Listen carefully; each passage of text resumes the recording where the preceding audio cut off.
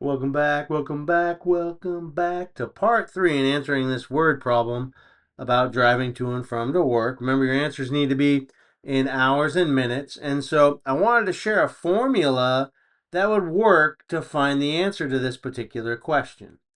You calculate the total minutes a day drive time, multiply that by the total work days, and then divide by minutes per hour. Minutes per hour. How many minutes are in 1 hour? There are 60 minutes per 1 hour. So you will divide by 60. I hope this is helpful so far.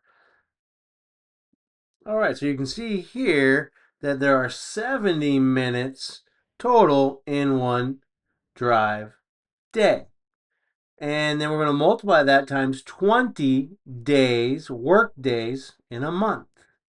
After you find the product, then we'll divide by 60 minutes because there's 60 minutes equal to 1 hour.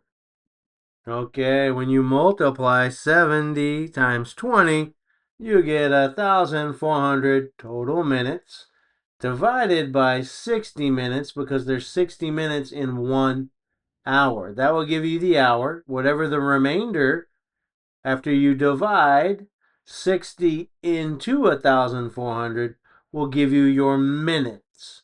So 1,400 divided by 60 gives you 23.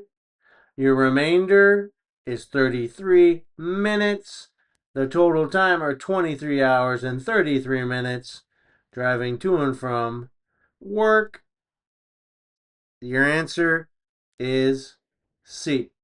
Now stick around. I have some internet search suggestions to find worksheets with answers to help practice your newly found skills.